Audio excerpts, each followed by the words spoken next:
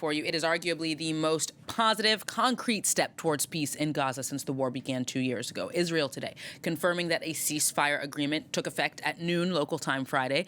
The military also beginning to withdraw from some of its positions in the Gaza Strip. We're now just hearing that Israel has indeed completed the first phase of its Gaza withdrawal. That's according to a U.S. envoy citing the Pentagon. Now, in the wake of these announcements, thousands of displaced Palestinians began the long journey back to their homes in the north, or what's left of them, though Benjamin Netanyahu did indeed caution today that some forces will remain until Hamas disarms. Take a listen to the Israeli Prime Minister.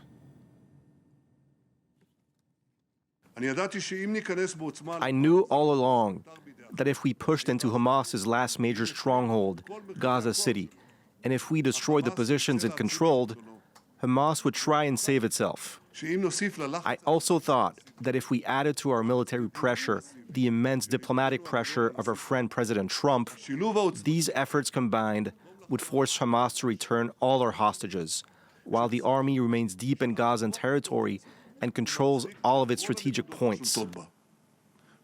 This way, we are grasping Hamas from all sides until the next phase of the deal, when Hamas will be disarmed, like all of the Gaza Strip.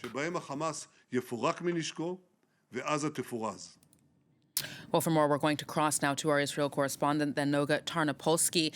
Hi there, Noga. So what do you make of what we've heard from Benjamin Netanyahu so far about this peace deal, including in that clip we just played there? Good to see you, Aaron.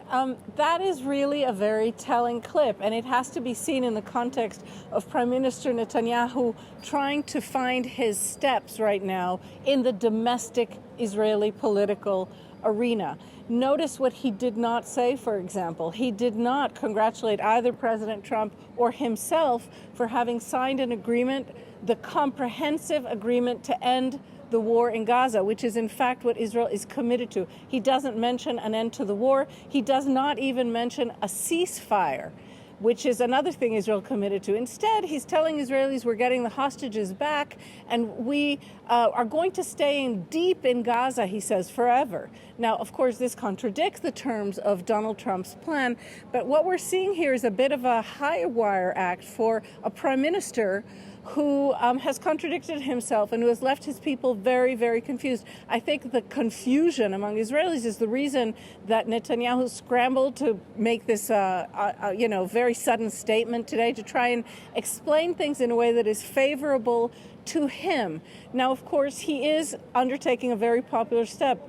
A huge majority of Israelis have been begging for an end to the war, begging for the hostages to come back. That kind of turned into a national nightmare for Israelis. And I should add, even today, an IDF soldier was killed in combat in Gaza. And so there is that kind of ongoing daily loss and bleeding, too. These are conscripts, so 18-year-old kids just out of high school.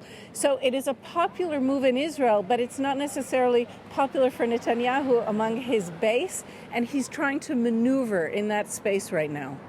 So, Noga, families of the remaining hostages are, of course, also anxiously awaiting news of their loved ones. What do we know about how this deal is supposed to play out for them? So we do have some news there. The original Trump parameters stipulated that all Israeli hostages, the living and the dead, would be released within a 72-hour period of Israel completing this redeployment that you just mentioned. That is not going to happen. That's been shifting. And so what we now know is that within 72 hours, thus by Monday at noon local time, all of the living Israeli hostages will be released. Israel understands this to be about 20 people, mostly very young, and we don't know 100% who is going to be released. So for the families, this is really an acute moment of hope and torment, because there are going to be some surprises either way. Some of the families who hope to see their loved one or their child return alive will not have that joy. Some who thought maybe there's a danger to the life of their loved one might see them emerge alive. We've seen all of this happen in previous hostage releases. Although the other thing we have learned, Aaron, is that this hostage release will look very different from the other ones. Previously, we had Al Jazeera cameras in Gaza documenting the hostages' every step. There have been these very kind of strange ceremonies in which Hamas releases Israeli hostages with certificates as if it was a university, their captivity.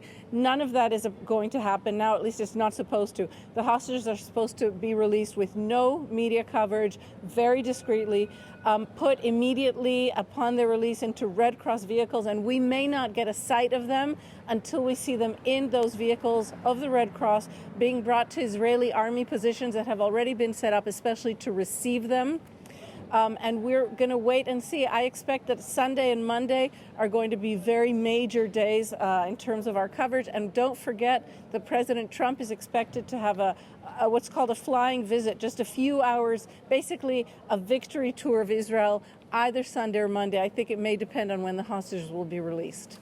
Now, we will indeed be covering that, of course, Noga. As a final question for you, it's still early. This deal reportedly just only took effect a few hours ago. But how likely do you think all of this is to be perceived as a victory for Benjamin Netanyahu himself?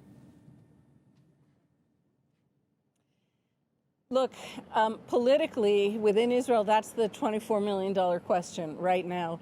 I've spoken to political analysts. I can quote one, Shalom Lipner, with the Atlantic Council, who used to work in Netanyahu's office, who thinks that Netanyahu's particular genius will be to parlay this into a way that appears positive for him, and he will be able to position himself sort of again as the savior of Israel, not as the man tainted by the catastrophe of October 7th, 2023, but as the man who rescued Israel, who got all the hostages out, who redeemed them, and who now apparently is going to continue at least suggesting to Israelis or promising that he is the only man who can get a regional peace deal done thanks to his unique close ties to Donald Trump. On the other hand, we also have to say that in recent months, in the last year, in fact, every single time that Benjamin Netanyahu has succeeded in a military maneuver, such as the Beepers attack against Hezbollah leadership in Lebanon, and again last June, the 12-day war with Iran, every time these kind of events have taken place, which Prime Minister Netanyahu has clearly perceived, he has said, should aid his popularity, it hasn't worked out for him. And I think we're going to have to wait and see how the post-traumatic or still traumatized Israeli people react. If they go back to previous patterns and do see in him a kind of redeemer, or if they have moved away and are ready for a new phase of Israeli politics. Indeed, certainly a lot riding for both Israelis and Gazans on the potential for this deal to be the first to hold. Noga Tarnopolsky, thank you very much.